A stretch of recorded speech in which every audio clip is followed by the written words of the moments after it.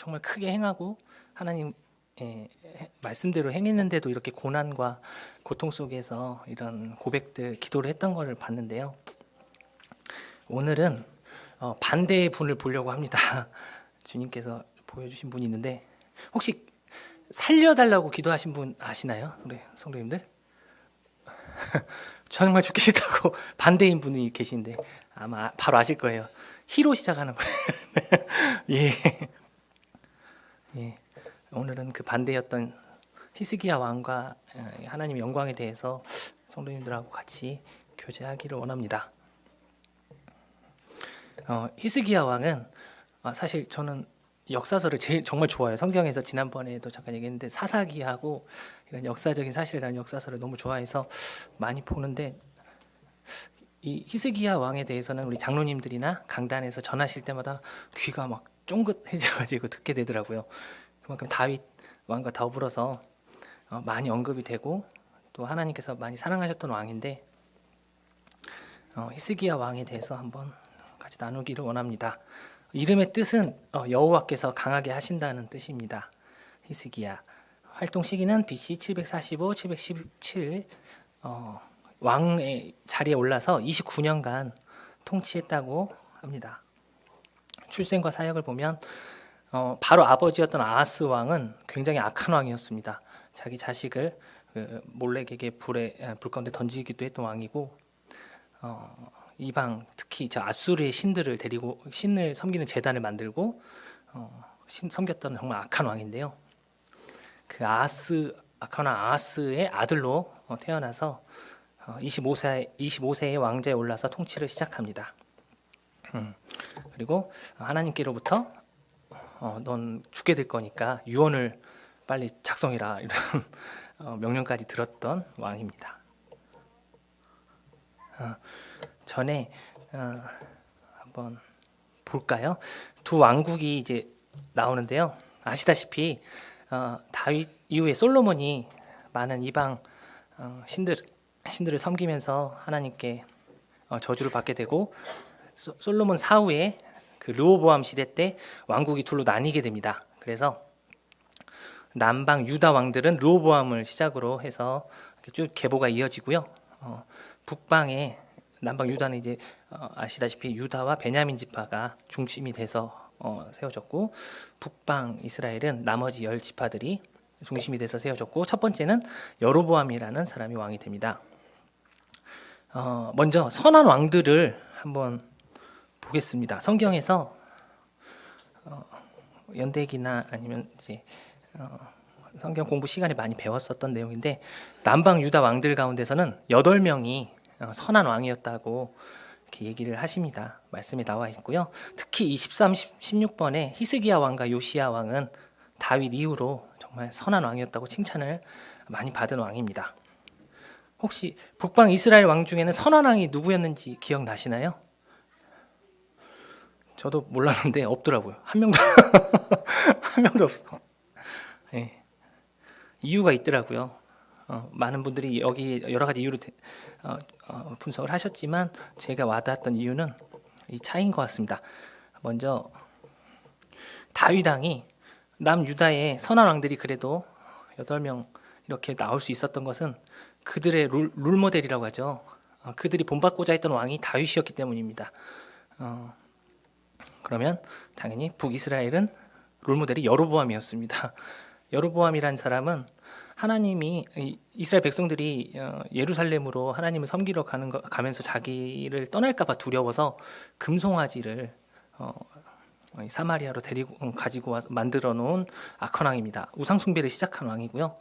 당연히 이 악한 왕을 본받았던 나머지 이스라엘 왕들은 한 명도 선한 왕이 나오질 않습니다. 여기서 좀 궁금해서 우리 조선 시대 때는 어땠나요? 누구였을까요? 롤모델이 우리 조선 시대는? 예, 다시 집안 세종대. 왜냐 이걸 갑자기 생각한 게 신문을 봤는데 그 조선 시대 때 그 토지에서 전체 쌀농사를 조선 시대를 전체를 놓고 봤을 때 가장 많이 쌀농사를 짓고 백성들이 그렇게 풍족하게 살았던 시기를 조사해 갖고 올려놨더라고요. 그래서 언젠가 하고 봤는데 역시나 세종대왕 때더라고. 이거거든요. 제일 높아요. 특히 이것은 이 시커먼 부분은 장부상, 가라 장부상 이제 그 토지 결수고 옆에 있는 이 분홍색이 실제로 거두어 들인 쌀들입니다. 저는 당연히 나중에 뭐 우리 조선시대 르네상스를 열었던 영조, 정조 때도 때가 많지 않았을까 했는데 택도 없더라고요. 세종대왕 때가 압도적으로 쌀 생산량이 많고 심지어는 이제 백성들에게는 성종시대 때가 가장 살기 좋게 느꼈대요. 그때가 이쯤 되는데 이때도 쌀 생산량을 못 따라가더라고요. 그러니까 말로만 백성을 위하는 왕이 아니셨구나. 세종대왕이 그런 생각을 왜 했는지 모르겠는데 해버렸어요. 롤모델 얘기하면서 했습니다. 어쨌든 이런 어쨌든 왕 자신들의 본받아야 될 모델로 다윗을 뽑았던 남유다에서는 그래도 선한 왕들이 이렇게 제법 나왔는데요. 이제 히스기야의 통치에 대해서 잠깐 간략하게 제가 오늘 다루고자 하는 주제는 뒤에 나오는데 간략하게 보기를 원합니다. 히스기야 왕은 25살에 왕위에 오르는데요. 그 요즘 말로 적폐청산이라고 하죠. 왕이 되자마자 그냥 바로 이 적폐청산에 들어갑니다. 그 아하스 왕이 아수르의 속국이 돼요. 아수르의 속국이 돼요. 아하스 왕 때. 그래서 아하스 왕이 아하스 왕 발음이 잘 안 돼. 아하스 왕이 아수르의 그런 이쁨을 받으려고 아니면은 눈치를 봐서 아니면 아수르처럼 크고 싶어서 이유는 모르겠는데 그 아수르가 섬기는 니스룩이라고 하는 그 이방신을 섬기려고 성전과 성소를 다 이렇게 막아놓고 섬기지 못하게 만듭니다. 그리고 거기를 그 아수르의 신과 다른 잡다한 신들을 섬기는 곳으로 바꿔놓는데 그것을 히스기야 왕은 기다렸나 봐요. 왕만 돼봐라 내가 바로 바꿔놓는다 해가지고 되자마자 이렇게 바꿔놓습니다. 네. 그래서 근데 사실 이게 쉬운 일이 아니었더라고요. 좀 더 보면 얘기하시겠지만 먼저는 히스기야 왕이 했던 것은 그 성전과 성전을 정결하게 하고 거기에서 그 뒤에 유월절을 지냅니다. 아시다시피 유월절을 지내는데 남유다만 지낸 게 아니고 파바를 보내요. 다 북이스라엘로 보내서 아시다시피 다 누구든지 예루살렘에서 함께 유월절을 지키면서 하나님께 영광과 찬양을 할 사람은 다 모여라 해가지고 다 모이도록 한 다음에 이렇게 유월절 제사를 지냅니다. 원래 첫해 첫째 달에 하려고 했는데 그 정결 예식이나 이런 청소 이런 것들 때문에 또 제사장의 그런 준비가 부족해서 두 번째 달에 했다고 합니다. 그때 하나님께서 큰 즐거움을 주셔서 남유다 왕국의 백성들과 또 이스라엘에서 넘어온 북이스라엘에서 유월절을 위해서 온 이 겸손한 사람들 백성들이 굉장히 큰 기쁨 가운데 유월절을 지내고 그 뒤로 바로 이어서 이 우상 그동안 엄청 솔로몬 이후로 많은 우상들을 섬겼는데 그 우상들을 회파합니다. 여기 성경 말씀에 보면 열왕기하, 역대하, 이사야서에서도 나오는데 주상들 그리고 아세라 목상들, 산당과 제단들, 심지어는 그 모세 시대 때 있었던 노뱀도 섬겼었잖아요. 그것까지 다 하여간 우상과 관련된 것들은 다 이렇게 전멸을 시킵니다. 근데 이게 저는 경건한 왕이면 당연히 할 수 있는 건 줄 알았는데 성경 말씀을 보면서 성경 주석이나 이런 것들 보면서 이게 참 히스기야 왕이 굉장한 용기를 냈던 일이더라고요. 아수르가 침범할 수 있는 구실을 준 것도 된대요. 사실 이게 아수르의 신도 당연히 파괴했잖아요. 사실 아하스 왕이 아수르의 눈치를 봐서 세웠던 그런 제단들도 다 회파시키고 오로지 하나님께로 돌아가고자 했거든요. 그것은 히스기야 왕이 정말 하나님 앞에서 하나님이 아니면 안 된다. 우리 유다는 오직 하나님께로만 나아가야 된다고 하는 강한 믿음이 아니었으면 불가능했다고 합니다. 우리나라도 사실 근데 이런 아수르에게 눈치 보던 유다처럼 비슷한 시기가 불과 한 7, 80년 전에 있었어요. 아시죠? 그 신사참배라는 건데 참 갑자기 이 말씀을 보다가 우리나라도 이런 때가 있었지 해가지고 한번 찾아봤어요. 신사참배 때 우리나라는 어땠을까? 히스기야 왕처럼 이 신사에 쓰이는 이 기둥들을 다 부셔버렸나 그래서 이렇게 생각을 했는데 우리나라는 이랬습니다. 모든 교회가 여기서 말하는 교회는 교단들입니다. 장로교, 성결교, 감리교 모든 교회가 1939년에 신사참배를 하기로 결정을 합니다. 그래서 그 전에 우리 전주의 신흥중고등학교는 폐교를 하잖아요. 그럴 수 없다고 해가지고. 근데 왜 그런지 모르겠는데 교회들은 다 신사참배 찬성을 했더라고요. 1939년 9월 달에는 전국에 있는 전 3천여 개 장로교 교회가 신사참배를 하는 것으로 결의를 해서 신사참배를 하고요.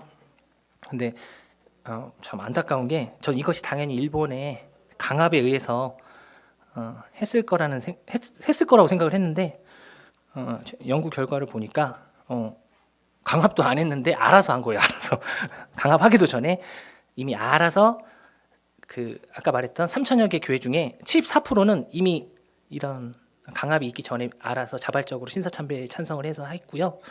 참 처음이 어렵다고 신사참배를 한 뒤로는 이제 뭐 일본 제국군의 승리를 위해서 기도회를 2,000번 넘게 하고 교회들이 그리고 국방헌금을 해서 그 가미카제 전투기를 사들이고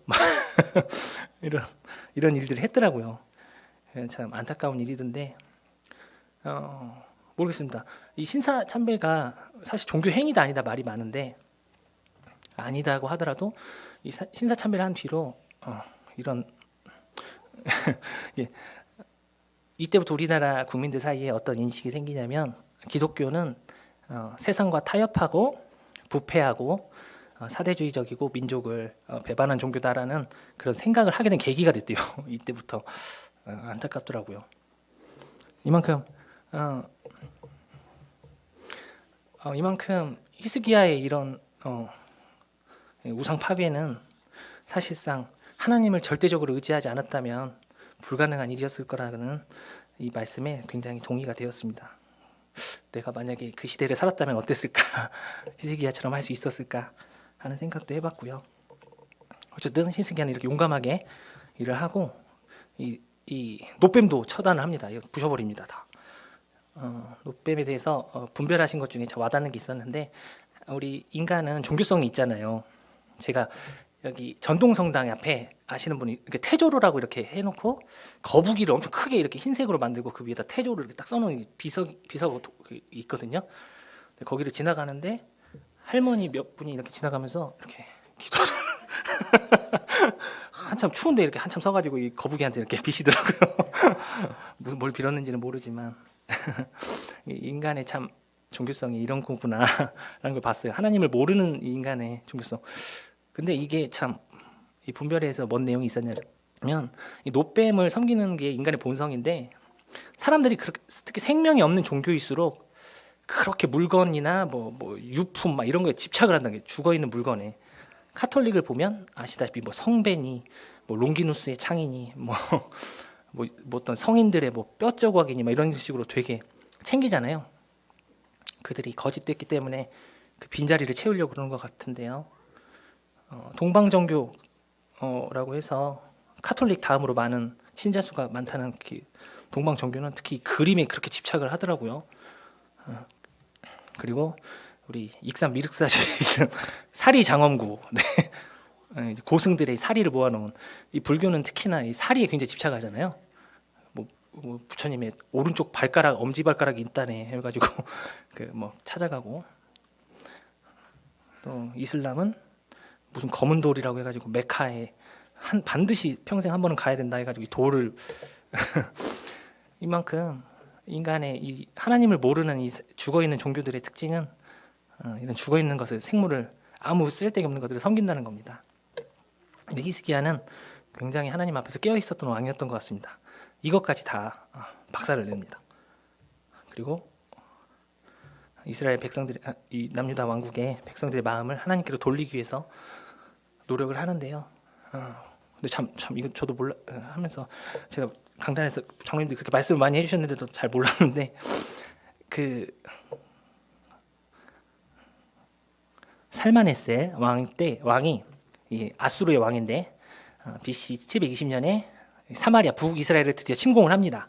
그래서 그 당시 호세아 6년에 침공을 해서 호세아라는 왕이 다스리고 있었는데 호세아 9년에 멸망을 시키는데 그것을 바로 옆에서 봐요. 히스기야 왕이. 히스기야 6년이요. 히스기야 3년? 3년에 그 옆에서 보고 히스기야 6년에 멸망하는 것을 보거든요. 바로 위에 바로 위잖아요. 이스라엘 왕국이 그 아수르에 의해서 북이스라엘이 멸망하는 것을 보고도 이렇게 우상을 타파했다는 게 참 히스기야 왕이 참 대단하다는 생각을 했습니다. 하지만 이제 여기서부터가 진짜 히스기야 왕의 이제 시련이 오는데 아까 말했던 살마네스 왕 이후로 이제 BC 701년에 그 유명한 죄송합니다. 이름이 어떻게 되죠? 사네립이죠. 네. 봐도 발음을 잘 못해요. 사네립 왕이 이제 북이스라엘을 이제 사마리아로 만들어서 하이브리드 이방인과 유대인 이스라엘 사람을 짬뽕시켜 놓은 다음에 거기를 이제 정복한 다음에 이제 쳐들어옵니다. 남유다로. 히스기야 왕이 우선은 막기 위해서 그 이미 아하스 왕 때 그 아버지였던 아하스 왕 때 아수르가 쳐들어왔을 때 성전의 금이랑 이런 것을 다 벗겨가지고 줬대요. 근데 좀 숨겨놨대요. 아하스 왕이 숨겨놨고 또 하나님께서 히스기야 왕이 이렇게 하나님 앞에서 정직하게 행해서 그 부유하게 해주셨나 봐요. 그래서 그동안 금을 좀 모아놓은 게 있었는데 이 사네립 왕 발음이 어떻게 되죠? 사네립이죠. 사네립 왕이 왔을 때 다 벗겨서 바칩니다. 하지만 돈으로는 평화를 살 수 없다. 우리 국방부에서 맨날 강한 국군 해가지고 와서 얘기하는데 역시나 쳐들어옵니다. 네. 쳐들어와서 이번에는 랍사게라고 하는 신하를 보내요. 이게 전 사람 이름인 줄 알았는데 그 뭐 수군 통제사 뭐 이런 식으로 직책 계급 이름이라고 하더라고요. 이 아수르의 이 높은 신하 3명이 와가지고 특히 그중에 말을 잘했던 게 이 랍사게였던 것 같습니다. 이 랍사게가 와서 협박을 합니다. 지금 우리가 말 2,000마리를 줄 테니까 한번 기병을 만들어 볼 수 있겠느냐 하면서 도발도 하고 너희들을 정복해서 똥오줌을 먹이겠다 막 하면서 정말 막 막말을 막 쏟아내고 협박을 하더라고요. 이미 밑에 있는 이제 남유다의 신하들은 다들 기가 죽어 있고요. 드디어 히스기야 왕이 이제 더 이상 안 되겠다 하고는 온전히 하나님께 무릎을 꿇습니다. 베옷을 입고 하나님께 무릎을 꿇고 하나님께 이 공경을 이 엄청난 어려운 상황에서 나를 지켜달라고 구해주시라고 우리 백성들을 구해달라고 나라를 구해달라고 기도를 하고요. 하나님께서 그 기도를 아시다시피 들어주십니다. 그리고 동시대에 있었던 선지자 이사야 선지자를 통해서 이 아수르가 이 랍사게가 물러나고 또 이 사네립 이 왕의 신하들이 군사 18만 5천 명이 죽게 되는 모두 이제 멸절하게 되는 것들을 약속을 해주십니다. 그리고 실제로 그대로 말씀하신 대로 약속대로 이루어 주시죠. 그리고 그 사네립 왕은 이제 자기 고국으로 얼굴이 뜨거워져 가지고 도망가 가지고 니느웨에서 자기 신에게 경배하다가 두 아들에게 죽어서 죽게 되고 그 나머지 아들이 에살핫돈이라는 사람이 왕이 됩니다. 여기까지는 아마 다 아실 거예요. 많이 아시는 부분이 그래서 간단하게 좀 봤고요. 사실 제가 오늘 성도님들하고 교제하고 싶은 부분은 이 부분인데요. 이사야서 38장과 39장입니다. 네, 한번 보시겠습니다.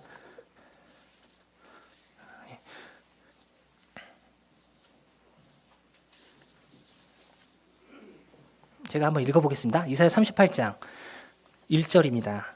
그때 히스기야가 병들어 죽게 되니 아모스의 아들 선지자 이사야가 나아가 그에게 이르되 여호와께서 이같이 말씀하시기를 너는 내 집에 유언하라 내가 죽고 살지 못하리라 하셨나이다 하니 히스기야가 얼굴을 벽으로 향하고 여호와께 기도하여 이르되 여호와여 구하오니 내가 주 앞에서 진실과 전심으로 행하며 주의 목전에서 선하게 행한 것을 기억하옵소서 하고 히스기야가 심히 통곡하니 이에 여호와의 말씀이 이사야에게 임하여 이르시되 너는 가서 히스기야에게 이르기를 내 조상 다윗의 하나님 여호와께서 이같이 말씀하시기를 내가 내 기도를 들었고 내 눈물을 보았노라. 내가 내 수안에 15년을 더하고 너와 이 성을 아수르 왕의 손에서 건져내겠고 내가 또 이 성을 보호하리라. 이는 여호와께로 말미암는 너를 위한 징조이니 곧 여호와께서 하신 말씀을 그가 이루신다는 증거이니라. 보라, 아하스의 해시계에 나아갔던 해 그림자를 뒤로 10도를 물러나게 하리라 하셨다 하라. 하시더니 이에 해시계에 나아갔던 해의 그림자가 10도를 물러가니라. 히스기야가 이렇게 죽게 될 거라고 하는 하나님의 이사야 선지자가 한 말이잖아요. 하나님의 대언을 한 거잖아요.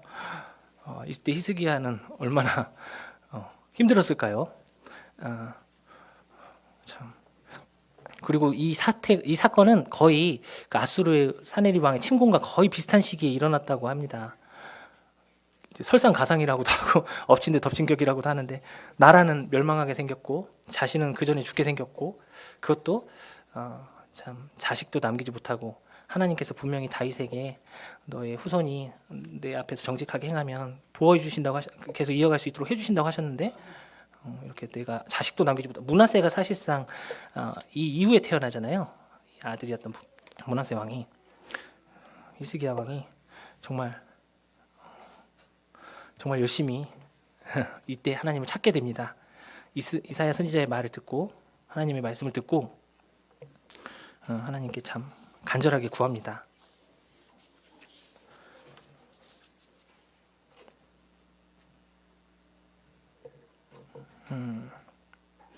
그래서 어떻게 됐죠? 선생님들 아시다시피 아까 말씀에서 본 것처럼 하나님께서 이 히스기야의 절실한 기도를 들으시고 그 증거를 또 보여주시잖아요. 해시계를 뒤로 10도를 앞으로 하는 건 쉽다고 생각했나 봐요. 히스기야 왕이 말씀에도 나오는데 앞으로 하는 것은 쉬울 수 있으니까 뒤로 10도를 물러나게 해주십시오. 사실 그것은 태양을 움직이는 거잖아요. 하지만 하나님께서는 이미 여호수아 때 태양과 달을 멈추게 하셨던 이런 전지전능하신 분이시기 때문에 뭐 10도를 물리는 것쯤이야 확실히 보여주십니다. 그리고 실제로 말씀대로 하나님의 말씀대로 히스기야는 회복돼서 이 이후로 15년을 더 통치를 하게 됩니다. 근데 히스기야 왕이 참 보면 이때 겸손한 것 같아요.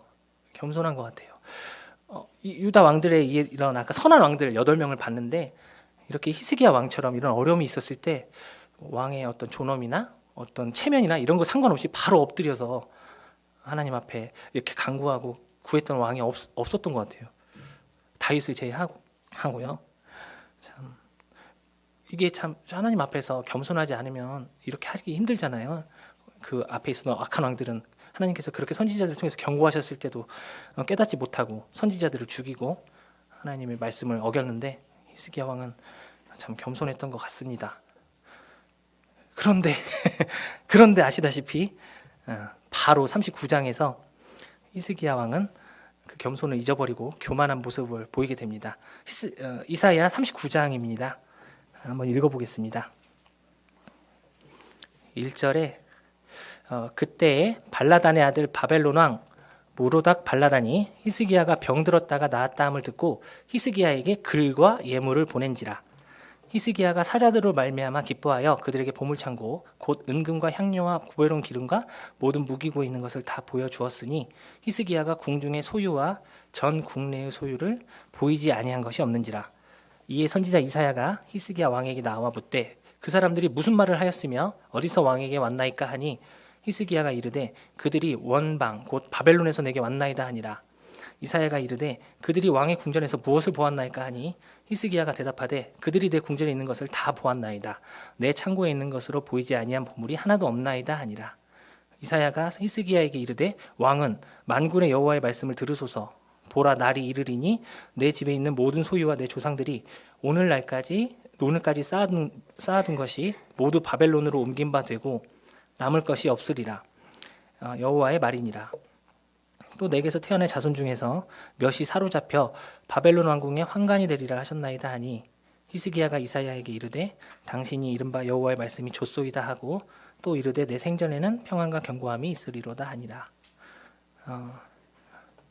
그 겸손했던 히스기야 왕이 그 아수르에서 하나님께서 구해주시고 이 병에서 죽을 병에서 낫게 해주셨는데도 겸손을 잊어버리고 맙니다. 그래서 이때 이제 바벨론이 아수르에 이어서 이제 뜨는 태양으로 뜨는 나라였는데, 바벨론도 굉장히 천문학이 발달했던 나라였다고 해요. 당연히 해시기가 뒤로 10도가 물러나는 일은 진짜 전무후무한 일이잖아요.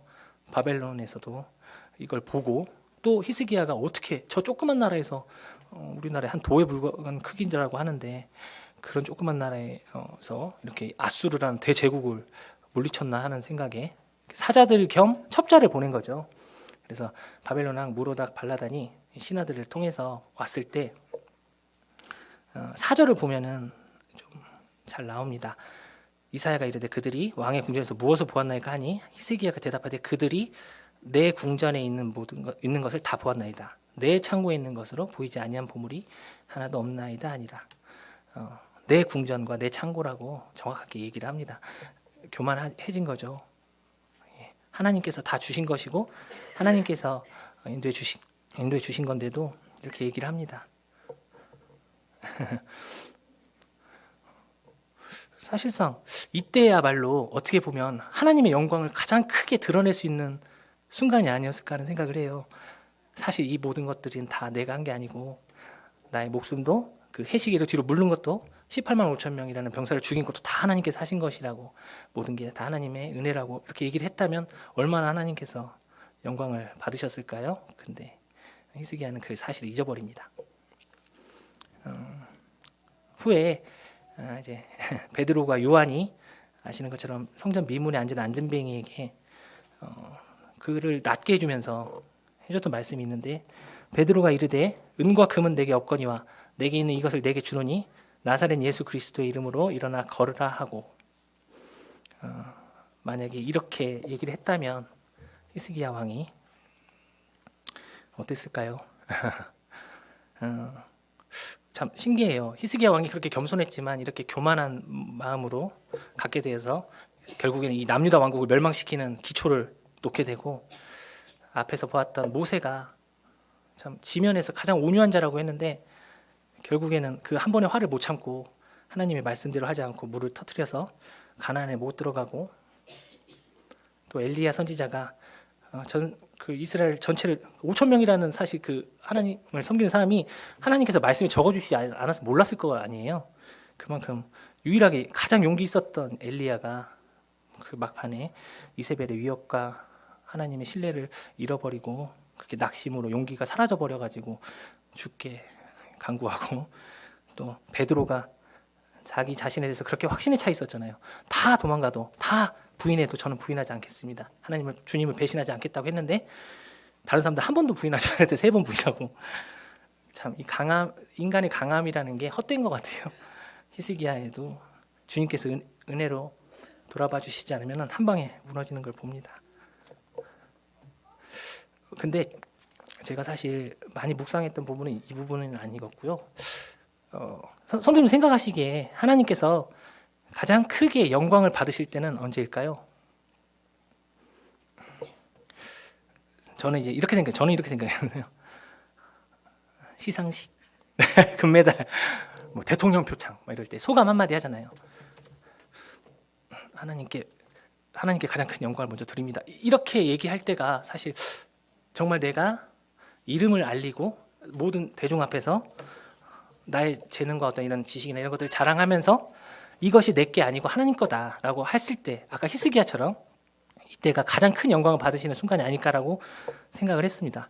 그래도 그렇게 이제 우리나라는 유교가 많이 했잖아요. 유교에서는 입신양명, 부모의 이름을 널리 알리는 거, 내가 출세해서 공부를 열심히 하든 뭐 무과에 급제를 하든 해서 출제해서 이름에 널리 알리는 게 부모에게 가장 효도하는 거라고 이제 배웠는데, 뭐 그런 생각 때문인지 몰라도 당연히 하나님께서 가장 큰 영광을 받으실 때는 이런 때가 아닐까? 히스기야를 보면서도 이렇게 생각을 했는데, 혹시 아십니까? 이 목사님 이름이 존 스테판 파이퍼라는 목사님이고요. 지금 살아계시더라고요. 이제 70이 넘으신 것 같은데, 사실 오늘날 많은 이 교파의 목사님들이 그렇게 신앙 가운데서 참 잘 나가다가 끝까지 신앙의 경주에서 완주를 못하고 배도의 길로 가는 분들이 많잖아요.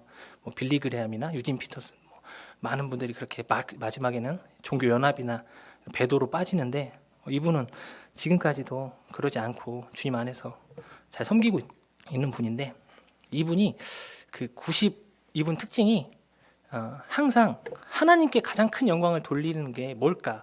성도에게 있어서 우리가 성도들에게 물어봤을 때 왜 삽니까? 이 세상을 왜 사십니까라고 물어봤을 때 그냥 무슨 자판기처럼 하나님의 영광을 위해서 삽니다 이렇게 얘기는 하는데, 그러면 그 영광이, 하나님께 드릴 수 있는 영광이 어떻게 했을 때 하나님께서 가장 크게 영광을 받으실까를 거의 뭐 30년 이상 그 주제 하나를 가지고 묵상을 해오셨더라고요. 그래서 이 주제가 맞는 것 같아서 한번 봤는데요. 이분의 결론은 그렇습니다. 30년간 이분이 말씀을 연구해서 했을 때, 제가 읽어볼게요. 우리가 하나님 안에서 가장 큰 만족을 누릴 때 하나님은 우리 안에서 가장 큰 영광을 받으신다. 이분이 이렇게 분별을 하셨더라고요. 근데 이게 이분이 이제 이거에 관련해서 1995년 1월에 설교를 해요. 근데 그 설교가 지금 23년째 되는 올해까지도 많은 분들한테 굉장히 유익과 깨달음을 주더라고요. 그때 했던 설교가. 그래서 한번 같이 나누려고 가져와 봤습니다. 얼마 전에는 뭐 온누리교회도 올해 온누리교회도 와서 이렇게 얘기를 하셨던 건데, 우선 하나님은 자기 영광을 위해서 우리를 창조하셨습니다. 다 아시죠? 같이 한번 읽어보시겠습니다. 이사야서 43장 7절 시작. 내 이름으로 불려지는 모든 자, 내가 내 영광을 위하여 창조한 자를 오게 하라. 내가 지었고 그를 내가 만들었느니라. 아시다시피 이 말씀뿐만 아니고 하나님께서 이 영광이라는 단어를 성경 전체를 통해서 500번이 넘게 쓰셨더라고요. 근데 열 몇 번만 써도 참 하나님께서 그 단어에 많은 의미를 주신 건데, 500번 넘게 이 영광이라는 단어를 쓰셨다는 것은 하나님께서 굉장히 강조하시고 있다는 뜻도 되는데요. 1번, 하나님은 자기 영광을 위해서 우리 창조하셨습니다. 하나님께서 우리를 창조하신 이유가 여기 있으시죠. 2번, 모든 인간은 하나님의 영광을 위하여 살아야 한다. 고린도전서 10장 31절 같이 읽어보시겠습니다. 시작. 즉 너희가 먹든지 마시든지 무엇을 하든지 다 하나님의 영광을 위하여 하라. 우리가 첫째가 될 의무가 하나님께서 우리에게 행하신 모든 일들로 만족함으로써, 그 만족을 한다는 것은 사실 하나님께서 나의 모든 부족함을 채우시고 하나님으로 한 분으로 부족함이 없다는 뜻이잖아요. 우리가 그리스도인이 가장 최상의 의무가 예배라면, 하나님의 영광을 위해서 우리 그리스도인이 해야 될 가장 첫 번째는 하나님의 영광에 하나님으로 인해서 온전히 만족하는 거라고 이렇게 분별을 하시더라고요. 3번, 하나님을 영화롭게 하는 것이 마땅하나 어느 누구도 그러지 않았다.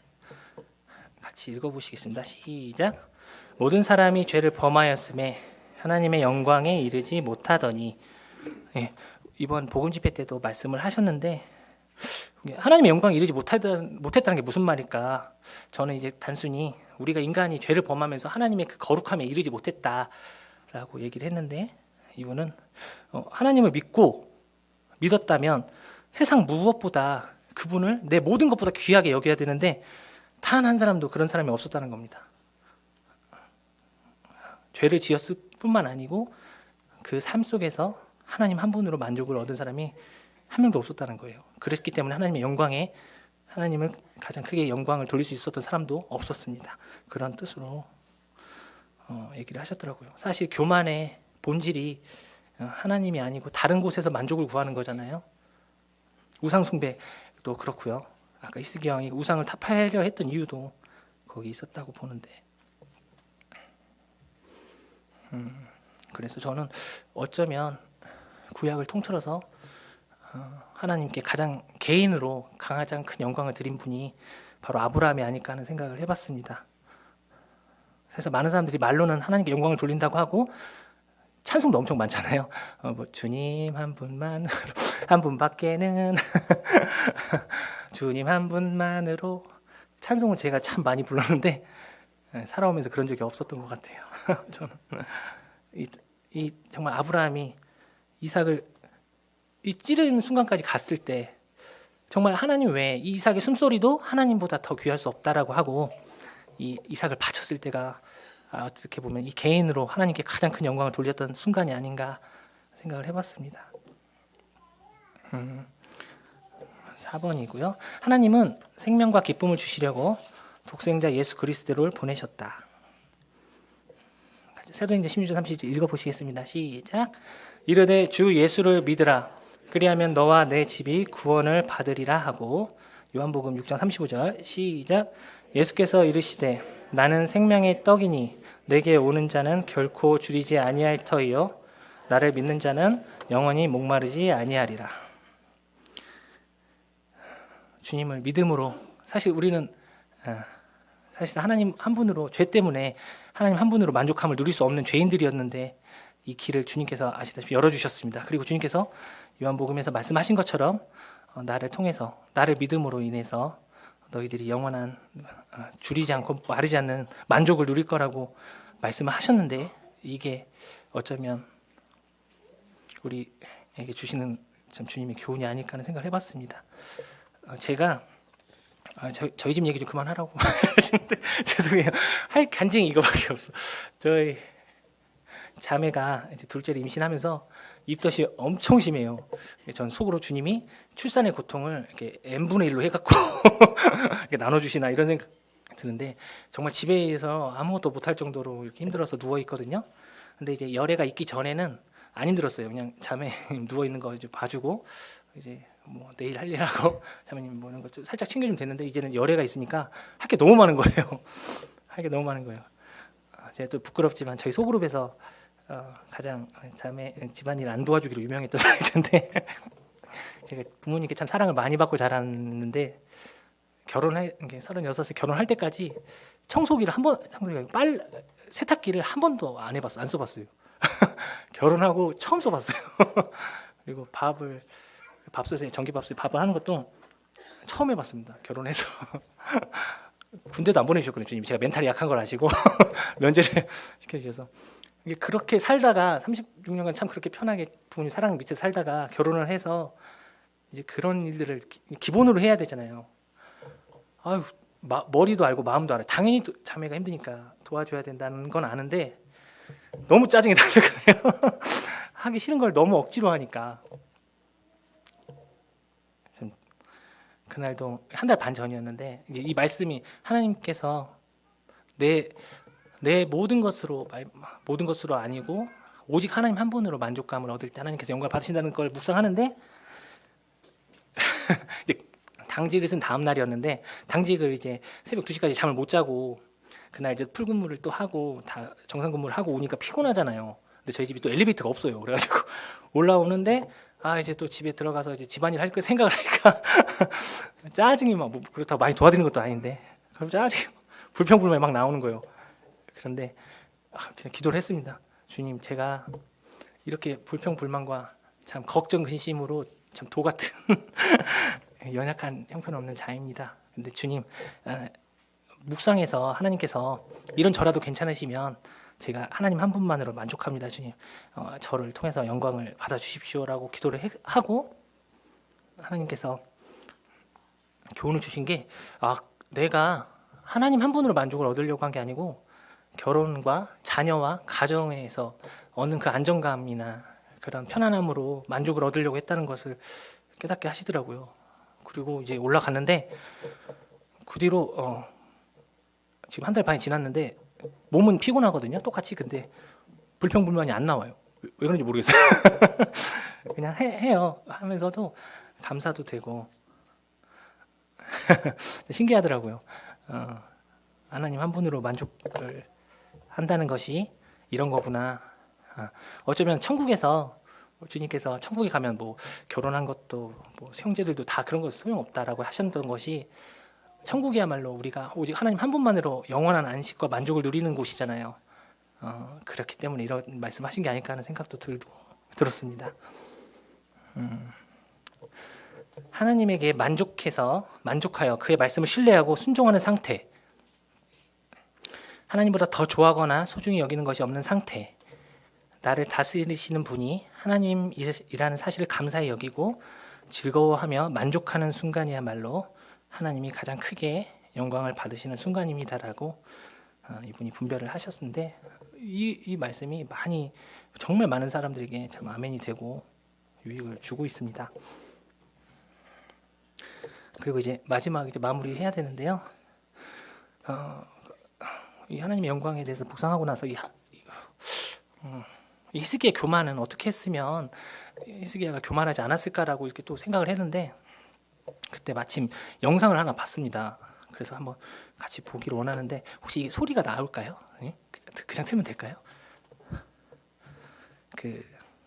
아시나요 혹시 성도님들? 합스부르크가라는 유명한 유럽의 왕가가 있는데, 그 중에 이제 펠리페 2세라는 사람은 굉장히 유명하죠. 뭐 이제 영국의 엘리자베스 여왕하고 맞짱을 뜨신 분인데 이 왕 때 이 합스부르크가가 차지했던 영토입니다. 스페인, 이탈리아, 헝가리, 뭐 지금의 체코, 독일, 네덜란드를 다 이 왕가가 가지고 있었고, 보시면 그때 아시다시피 남미와 중남미도 다 진출을 해가지고 다 이 나라들을 다 지배했던, 나폴레옹이랑 대영 제국이 나오기 전에는 가장 큰 영토를 지배했던 왕가거든요. 이 왕가의 마지막 황태자래요. 이 사람이 이 할아버지가 98세인데 어렸을 때 사진입니다. 이 합스부르크 왕가의 마지막 황태자 이 사람이 2011년에 죽거든요. 98세로 오래 살았더라고요. 근데 이 사람이 죽었을 때 열린 장례식이 있는데, 그 영상 하나 보고 잠깐 얘기하고 마치겠습니다. 이 합스부르크라는 이 엄청 큰 왕가에서 치르는 장례 예식입니다. 죄송합니다.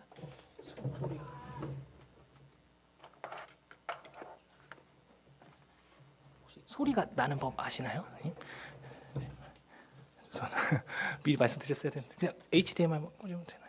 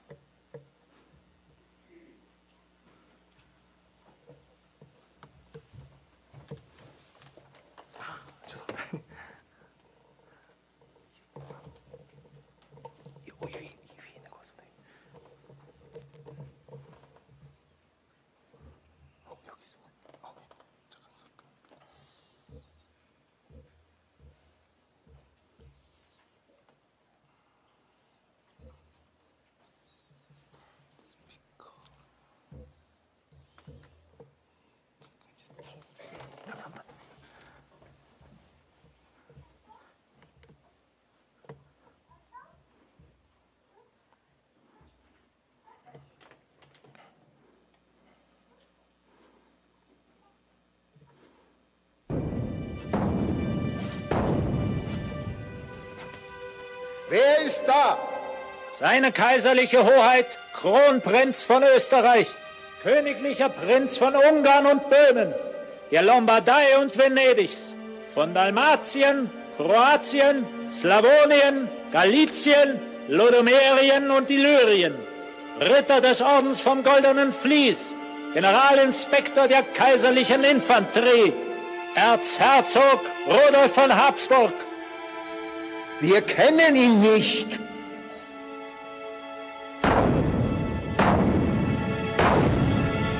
Wer ist da? Erzherzog Rudolf von Habsburg. Wir kennen ihn nicht.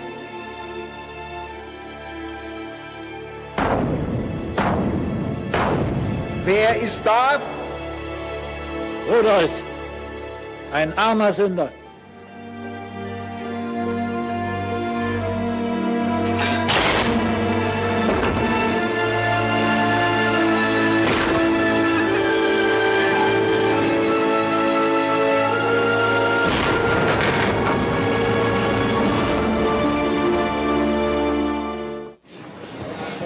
이분이 이제 2011년에 돌아가시면서 실은 장례 실제 모습입니다.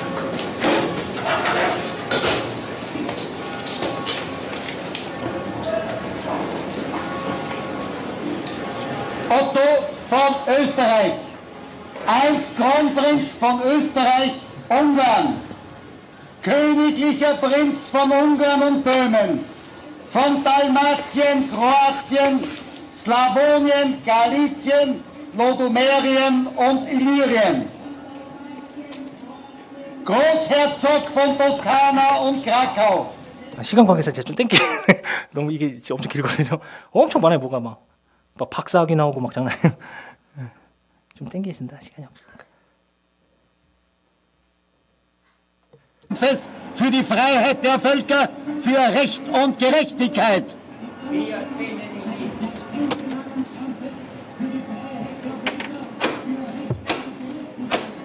Wer begehrt Einlass? Otto, ein sterblicher, sündiger Mensch. So komme er herein.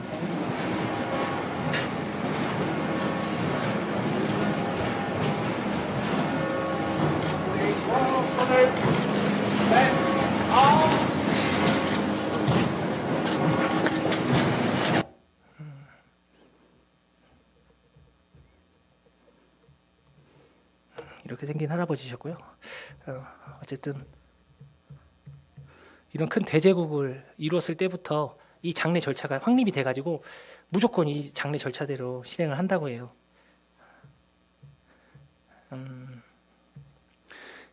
히스기야 왕에게 부족했던 게 이런 게 아닐까 합니다. 주님께서 우리에게 예배를 통해서 주님의 떡과 잔을 기념하면서 우리가 얼마나 형편없는 인간이고 죄인인지를 매주 깨닫게 하시는 이유가 우리가 교만치 않고 주님 안에서 하나님 안에서 완전한 만족을 누리게 하기 위해서 하신 게 아닌가 하는 생각을 해봤습니다.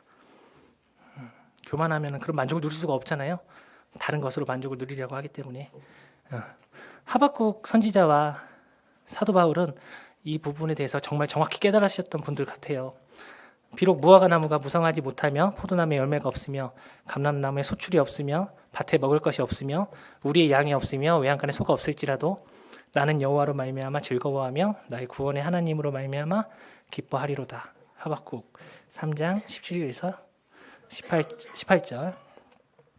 무명한 자 같으나 유명한 자여, 죽은 자 같으나 보라 우리가 살아있고, 징계를 받는 자 같으나 죽임을 당하지 아니하고 근심하는 자 같으나 항상 기뻐하고, 가난한 자 같으나 많은 사람을 부유하게 하고, 아무것도 없는 자 같으나 모든 것을 가진 자로다. 참 히스기야를 보면서도 그렇고 주님 안에서 했어도 참 그 많은 고난과 시련이 우리 성도들의 인생에도 삶에도 찾아오는데요. 그 가운데서도 우리가 하나님께 영광을 돌릴 수 있다면 얼마나 하나님께서 기뻐하실까요? 마지막으로 같이 읽고 마치고 싶습니다. 같이 읽으시겠습니다. 시작. 예수께서 하나님의 아들이심을 믿는 자가 아니면 세상을 이기는 자가 누구냐? 요한일서 5장 5절입니다. 감사합니다.